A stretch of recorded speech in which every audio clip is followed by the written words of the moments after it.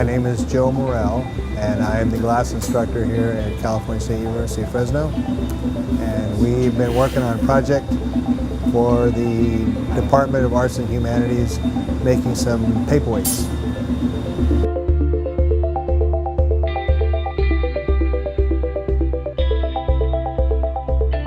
The process in glass is a very process-oriented media to deal with, because first of all we have to melt the glass in the furnace where the crucible is, then gather the glass out of the furnace, make whatever we're going to make, and we use the glory holes to reheat the glass to get it soft again, because as soon as we take it into this air, it's kind of like putting it into a freezer because it's so cold in relation to the 2,000 degrees that it is when it's hot. So we have to keep reheating it to get it soft again.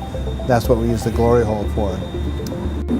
On a solid form, you would use what we call a punty rod, which is a solid stainless steel rod, and the glass is gathered on there. Each time you stick the glass into the crucible full of molten liquid, you gather up a little bit of glass. It's kind of like if you put honey on a chopstick, and you have to keep it moving. Just like with the glass, you have to keep the rod moving to keep it on the rod, because otherwise gravity will pull it off.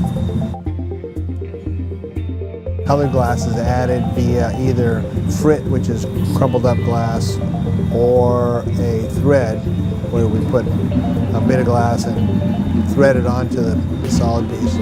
The pattern is either put into a mold to create a geometric pattern, or the threads can either be pulled with a pick or pincere, the little tweezers, and twisted so to make whatever pattern. There's literally thousands and thousands of different patterns you can make with this stuff. The frits are added just by rolling the molten glass into the frit on the surface, and then that can be gathered over, which would put the glass, the pattern in the inside. You can also use shards of glass, where you roll it in the shards of glass. Once we have our piece finished, we have to put it into the cooling oven, which is kind of an oxymoron because it's an oven that actually allows the glass to cool down. And that holds it at a temperature that is below, say, about 11 or 1200 degrees, where the glass will start to relax, so that the inside and the outside of the piece will cool gradually and evenly. If it cools too fast, thermal shock will cause it to crack.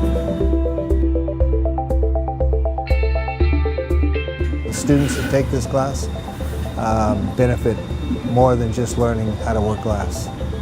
They learn about themselves, which is really cool.